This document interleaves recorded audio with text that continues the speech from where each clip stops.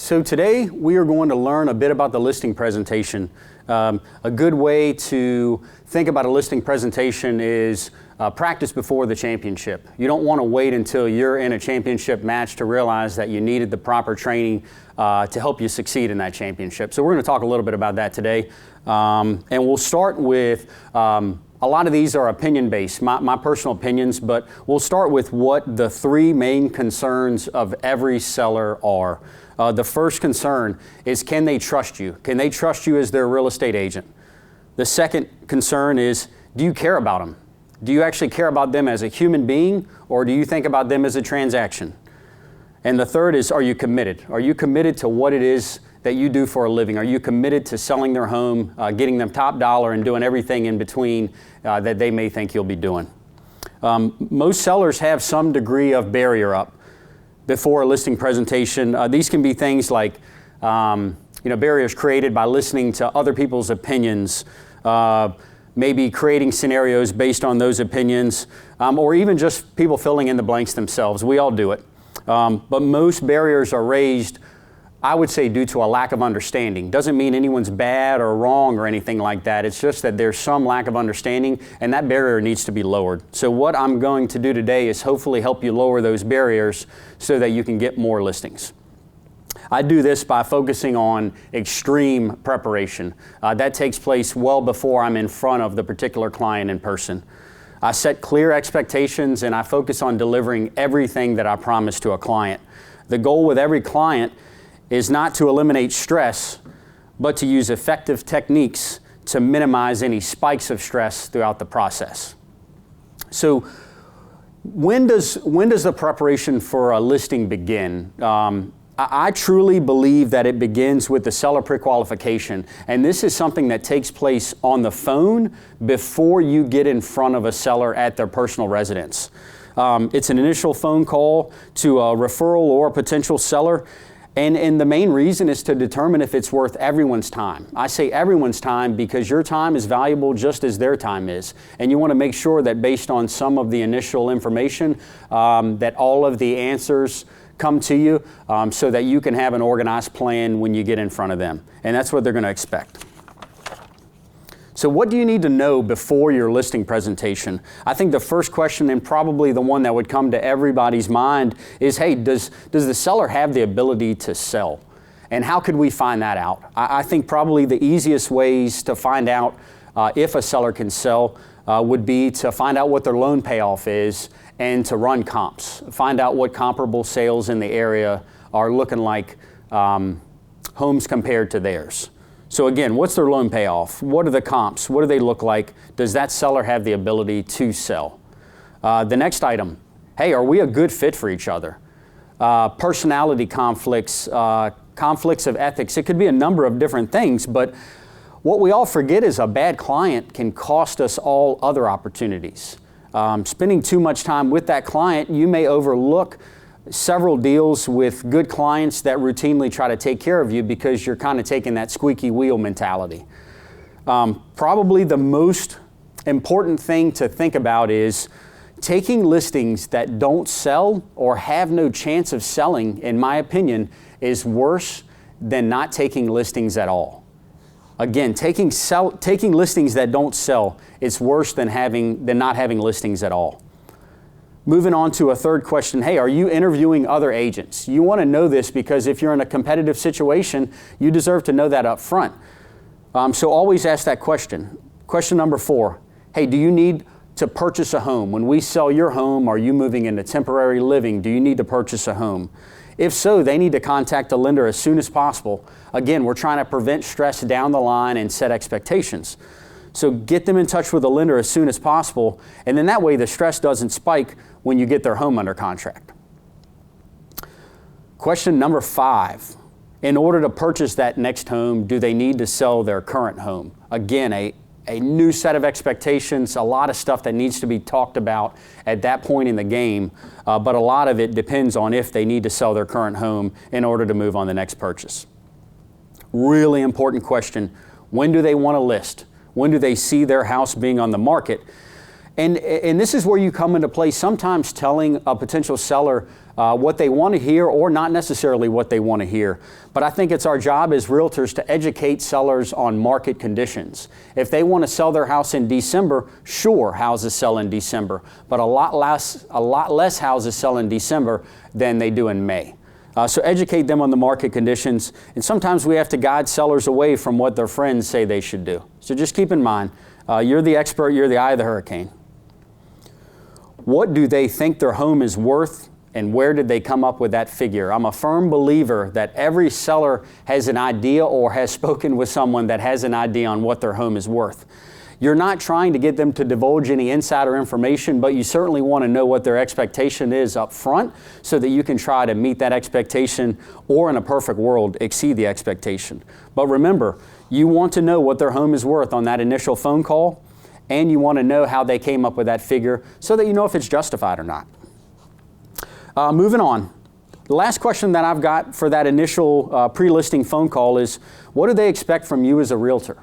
What are their expectations? In my situation, I run a small team, so what do they expect from my team as a whole, and what do they know about real estate teams? I believe this makes it easier to establish the systems, let them know what kind of processes you run, but overall to set expectations early.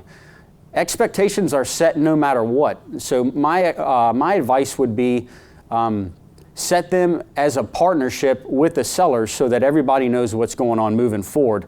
And if you don't, they may fill in the blanks themselves, and that's only going to lead to misunderstandings down the line. So that wraps us up with the pre-listing phone call. That's going to take us to the point where we've got an appointment with them at their specific residence, and we're headed over there to do work and lay the process out. I call this the championship, the listing presentation. So you're in the championship now. The good news is that you're prepared. In the championship, though, the listing presentation, I believe that it's a three-part process. The first is the greeting. There's some specifics involved in how you do it, where it takes place. We'll get to that in just a minute. Next item is the actual presentation. I call this the X and the O's of the listing presentation. And the third is the preparation walkthrough, the quote-unquote battle plan, as some of us call it. So let's start with the greeting. The greeting, you walk in, typically you want to do this in a main area of the home. I suggest a foyer, especially if it's a regal foyer, like a two-story foyer, or something that's got a little bit of space. But the big thing is make sure that everyone involved in the decision-making is there, and don't start the meeting if all parties are not present. You may have to make some small talk. Maybe you take a loose tour of the home, just something to pass some times until all decision makers are there. If you don't do that, you take a chance of having a second decision maker come through halfway through the presentation, and it can just mess up the whole mojo of the event. You also want everybody to realize that their opinions matter equally, and there's no favoritism in the game. Set the expectation that the meeting will last no longer than X. For me, it's about an hour, but you'd be surprised that some sellers feel a listing presentation could take 3 or 4 hours. Some folks feel like you're going to be taking exclusive MLS photos of their home that day. Again, letting them know, setting the expectation, hey, we're going to be together for about an hour. These are the types of things we're going to do while we're here. And once we wrap that up, I'll make sure that you're good to go and don't have any questions, and I'll be on my way. Again, setting expectation, we want our clients to have that level of comfort, and we want them to have it early, because surely if they're comfortable early, they're going to have that same expectation as the deal unfolds. Get into the specifics. So when I sit down with clients, in the foyer, getting ready to transition into that meeting spot, I like to let them know what I'm doing. I like to call it sharing a brain, if you will. First, we're going to sit down to further discuss your goals. We're going to also discuss the market, and then we're going to discuss what my team is going to do to get your home sold. After that, you move them to that designated location. I'm a huge fan of the kitchen table, the breakfast room table, the dining room table. Substantial conversations still take place in traditional fashion around those meeting tables. But you want to get them moved to a designated site, and go ahead and do that at that point, which will take you into your actual listing presentation. First step in the presentation, at least how we do it, is I like to let them know how my business works. For me personally, my business is 80% by referral, and many of these people that I'm getting in front of are referrals. So I let them know that my business works by referral, and I like to talk to them about whoever might have referred them to me. Again, lowering barriers, getting that comfort level going. Second step, what's our plan to put our best foot forward? How are we going to prepare for battle? Well, we call it a battle plan. So the first, I talk to them about the battle plan walkthrough. I talk to them about the written portions. I let them know, hey, I'm going to have a full prep plan to you within 48 hours, provided that we go into a business relationship together. So if you hire me, you will have a preparation plan within 48 hours. You'd be surprised how many sellers feel that they have a daunting task in front of them to get their house on the market. If they know they've got a plan coming in 48 hours, you've at least made them feel like this is going to go a lot easier, potentially, than they thought it would. So my battle plan walkthrough, I explain how it works. I let them know, hey, this is from a non-emotional approach. I'm going to give you the positive aspects. I'm going to give you the negative aspects. But most of all, what I'm going to give you is I'm going to give you some suggestions on those negative aspects so that we don't get that as negative feedback. I let them know, though, they're suggestions. These are not honeydews. This is not a must-do list. But to achieve top dollar in this market, we need to do as many of these items as possible. I let my sellers know I can make recommendations for repairs, and I let them know that I offer a staging consultation too. Sometimes investing in your clients is going to yield a higher reward, and depending on where your real estate career is, sometimes that extra investment can really seal the deal for you.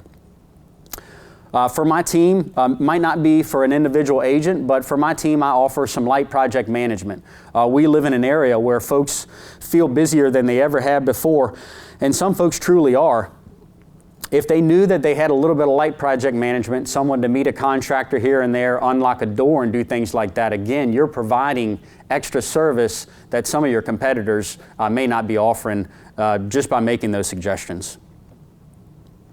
And then the idea is to let them know how much time we need to get this done before their target date. So when you spoke with them on the phone and you got an idea of when they wanted to get their house listed on the market, you got the first piece of the puzzle, and now you're in their home and you can see what it is that they need to do. That's the second piece to the puzzle. We want to try to line those up so that every few days we can be calling them, checking on them, making sure we're keeping those timelines.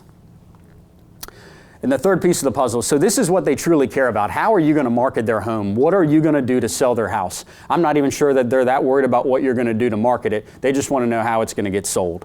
So what I try to do is talk about the uncomfortable stuff initially and then cruise into some of the easier stuff.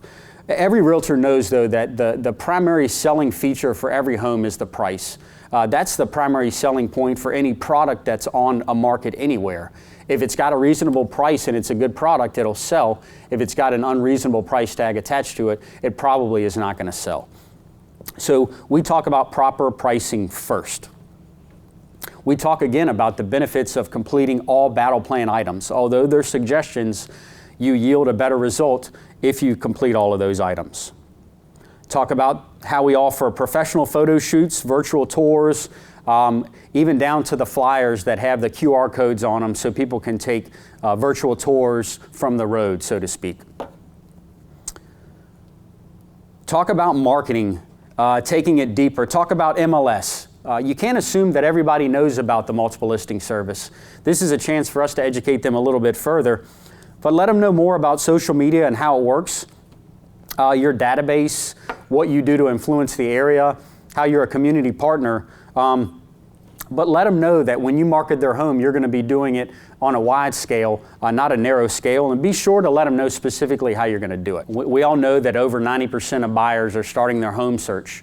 8 out of 10 of those buyers are getting a referral to a real estate agent once they hit that step. So being well represented on the internet is mandatory now. We discuss that over 40% of buyers in 2020 are going to be millennials. So we let them know that, hey, we're on Facebook, we're on Instagram, various realtor websites, We're a member of List Hub. We get a home out on over 1,400 websites. But the idea is letting them know, again, you're secure, you're well represented. Everything that they see on the internet is going to be first class, and it's going to make you proud, let you know that you hired the right realtor. And the last step of my actual presentation is what I call the commitment. Most everybody in any serious business dealing is looking for a serious level of commitment. I like to let every seller know when I leave that they've got my full commitment. I let them know how my team works.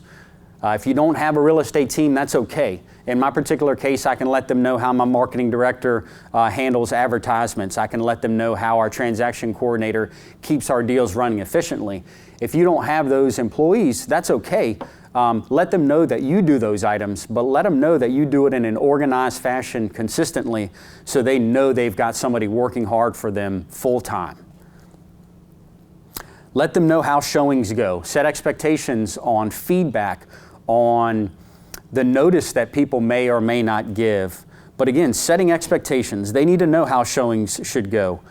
They need to know how feedback goes and how the follow-up for feedback goes. A good example of that is we personally make 4 attempts to get feedback from buyer's agents. And after that 4th call, if we haven't heard anything from them, we chalk it up to a lack of interest or a lack of professionalism, neither being a good thing, but every seller knows up front that we're going to make those 4 attempts. You want your clients to know something to that effect as well. And for me, again, within a team, what's my role? So no matter what, every seller that I have, whether they've spoken with several people on my team each week, every seller that I have, they hear from me at least once a week. A good brain sharing and downloading session on what went well, what's planned for next week, what do we feel like is not going well, what can we do better, but overall letting them know that they're not alone. The biggest complaint that people have about realtors is when they have something good to say, they shout it from a mountaintop, and when they don't have anything good to say, they take an unofficial vow of silence. So be sure not to take that vow of silence and keep your clients in the loop. I let my clients know how I negotiate, and you should too. I let my clients know that there are going to be no surprises, and you should too. Good, bad, or in between. You should be comfortable calling your clients and telling them what's going on. And then, of course, for us, I let them know the benefits of a team and a transaction coordinator. We're a true team, a small family. So we always have somebody to lean on, even if one of us is off the grid or something like that. The last thing I tell clients before we do that battle plan walkthrough is that their home will sell and that we'll do it the right way. Those words of affirmation or something similar can really do a lot for a seller that's in a bit of turmoil as they enter one of the top 5 most stressful things that they might do in their life. So keep that in mind and try to put yourself in their shoes. All right, so we've had the pre-listing phone call. We've gotten in front of them in the foyer. We've even gotten them to the dining room table, the kitchen table, and we've sat down and had the powwow on what we're going to do for them. And I think this is where a lot of realtors leave it. But their house is not an object. Their house has a lot of sentimental value to them, although we as realtors do make it an object that we're going to try to help them cash out on. But I want to let them know what we're doing when we do the battle plan walkthrough. My tagline is, hey, I want to know everything. I want to know the good stuff. I want to know the dirty secrets, the repairs that you've been talking about making for 10 years. We want to talk about everything, and my goal is going to be to hopefully have you do less than you thought you'd have to do to start with. So explain what you'll be doing. The first thing with a battle plan, hey, look, Mr. and Mrs. Seller, I'm going to be taking notes and pictures. These are not the official pictures for MLS or anything like that, and these notes are going to help me jog my memory when I sit down and try to put this battle plan together for you at a later date. You have to explain how common many problems are. I say problems, that's a terrible word to use, but items like decluttering, general cleaning, we all have to do these items. We all have to declutter. We all have to clean. We all probably have some dirty windows. But comments not packaged up the right way can really send people into turmoil, and these people are probably feeling a little bit vulnerable about their house to start with. So just let them know. A lot of this is not unusual at all. I even tell clients, hey, many of my battle plans are very similar because we all have so many of the same problems. So don't sweat it, and if it worries you too much, that's a telltale sign to pick up the phone, give me a call, and let's talk through it. So I will be taking notes. I will be taking some pictures. The most important part of the battle plan is having them take you on the tour. You've never seen their home before. They've been living there forever. Nobody better to take you on that tour than the seller. But have them tell you the stories of their favorite times in the home. It's corny, I know. You'd be surprised what this can uncover. You need to know what needs to be fixed. Of course, what they love most about the home. I don't think it's a bad idea to ask what they like least about their home too. If they like it, if they dislike it, there's a very good chance that potential buyers will too. It might be something that can very affordably be rectified with no problem at all, again, if you just get ahead of it. So you make those notes and you take those pictures of every room in the house, every potential repair, every awesome feature that they point out. It's really flattering. You may not think it, but it's really flattering. You do that inside and outside of the home, including any storage that they have. This is going to help you when you leave that site and you're having trouble remembering where the powder room was. Or when you get in the kitchen and you don't remember if it had a Lazy Susan or a glass corner cabinet. So remember, notes and pictures, and there's no such thing as too many details. And it's not only going to help you when you do your battle plan, but keep it on file, and when you have to do your actual MLS listing input, you have got a wide arsenal to build value and have the sharpest listing possible out there, again, which is something we should be doing for our sellers. Wrapping up, finish the battle plan walkthrough, thank them for their time, make sure they don't have any questions. Maybe even ask twice, just to be safe. It's a lot better to ask twice than to leave, get back home that night, and end up on the phone for 2 hours because there were a lot of questions that they just didn't feel comfortable asking. Tell them that you can have their battle plan and an estimate of profit in 24 to 48 hours once you know that they're comfortable in moving forward, and then prepare to follow up in 24 or 48 hours if you haven't heard anything from the seller. I promise you, if you pay most attention to some of these tactics, it will improve your listing presentation. I promise you that if you don't have a listing presentation, you'll end up losing out to some guy like me that does have one. So go ahead and cultivate that now. Practice before the championship, and know that the owners at Hometown, the sales manager, and everybody, they're willing to help out with anything that you need. Thanks.